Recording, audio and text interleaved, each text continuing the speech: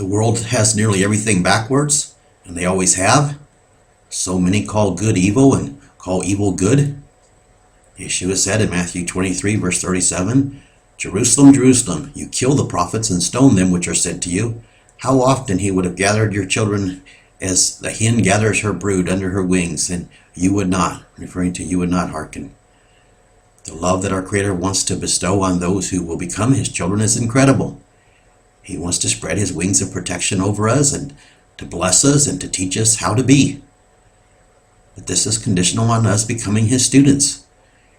It is conditional on us yielding to why he created us and desiring to become his children. He does not want rebellious children in his family, and he is not going to have rebellious children in his eternal family. Yeshua was making a statement here to the stiff-necked children that were in Jerusalem at that time. And this statement is for all who refuse to hearken to their Creator to become his children, even at this time.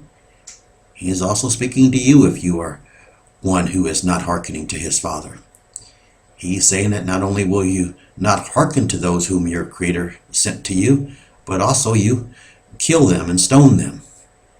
It was no different with him. He told them that they were full of hypocrisy, and they killed him.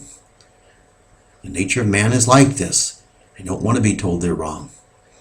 Maybe you don't actually kill them and stone them like they did in times past, but you scorn and revile them nonetheless. If someone is fighting with all of their being to be found in their Creator's will and desiring to obey him, they are cast out and looked down upon by most of the world. They are not stoned in today's world, but they are rejected by most. There is something backwards with this picture. And this twisted backwards characteristic of mankind begins to show its ugly head at a very young age. In schools, the student that really desires to learn and is well behaved and wants to serve his or her teacher is the one that is mocked and reviled. And the really crazy thing is the student who genuinely desires to learn and desires to be well behaved wants the same for everybody. The same is true with our Creator's servants. They don't want a monopoly on the relationship that they have with their Father. They want all to experience his love and nurturing covering. And they want to experience the relationship with others sharing in his love and loving one another as he loves. And they are mocked and reviled for wanting this. In the case of our Creator's prophets, they were sent with his instructions on how to come under his wings of protection and how to receive his love and how to receive his blessings. And how were they recompensed for bringing their Creator's word to them? They killed them and stoned them. The near future will prove that this has not changed. There has not been a prophet sent to the people in a long time until now. But now that he has sent one forward, his words through his prophet are still being rejected by most. And those who are receiving his words and not rejecting them are being rejected by the world as well, by their families. It really is amazing how the witness of mankind has not changed. In the case of the teacher's pet in school, the genuine teacher wants for all of his or her students to be found in his or her favor, like the student who desires to please them is. The same is true with our Creator. He wants to give us his favor, and he wants to delight in us, and he wants for us to delight in him. It is just that he does not want to be aggravated no more than any of us wants to be aggravated. And just like the teacher in school does not want to be aggravated. I will give you, and that's why of course the student that's desiring to learn is found in their favor. I will give you an example using pets. I have been blessed to have really obedient pets up until now. And I have delighted in them, and they have delighted in me. And it has been a win-win relationship. Where we live now, a shepherd moved away and left his dog behind, so we decided to feed her because she did not have a home. She took up her residence with us, and we gave her attention and love, but she would not stop barking and chasing everyone that walked by or everyone that drove by. She was a constant source of aggravation. She ended up having a litter of puppies and then was killed. I did not mourn for her death. It was a relief to not have her aggravating me anymore. We raised her puppies and placed them, except for one that we kept.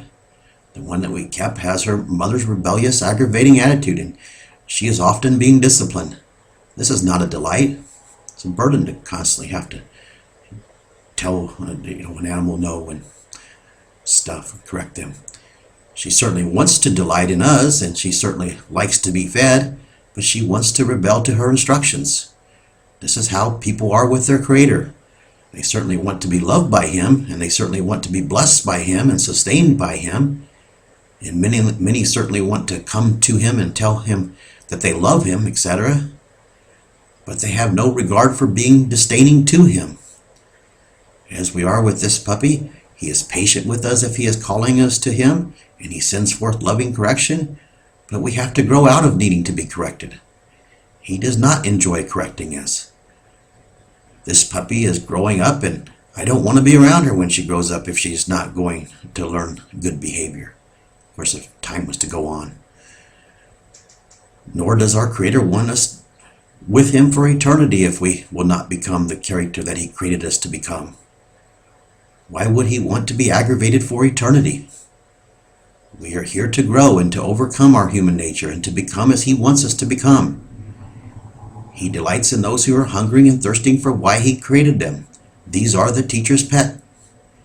But the sad thing is, it is these whom the world reviles. And the world embraces the disobedient and even exalts them. I look at all of the teachers of Satan's false religions and how they are exalted and even sometimes revered. It is incredible how man loves to hear their flatteries and their watered-down teachings, but how they reject those who speak the truth. And they reject those who live the truth as well, and they always have. As with most things, man has it backwards. But we live in exciting times. The tables are being turned, and those who want to continue to scorn and revile the truth will be purged out. The question for each of you is, which side of the table will you be found on? Will you hold fast to your false beliefs and scorn the truth, or will you jump from your sinking ship and lay siege to the life raft that He is sending forth, the truth that He's restoring? If you want to remain a barking dog, barking at your Creator with your rebellious worship and service to Him, you will be cut off. He is not going to deliver aggravation and rebellion into the new era of time when His Son and the first fruits of His family rule here on earth. The choice is yours to make. Being a teacher's pet to the right teacher is a very good thing to be. The days of the world being allowed to revile His students and His prophets is fast approaching an end.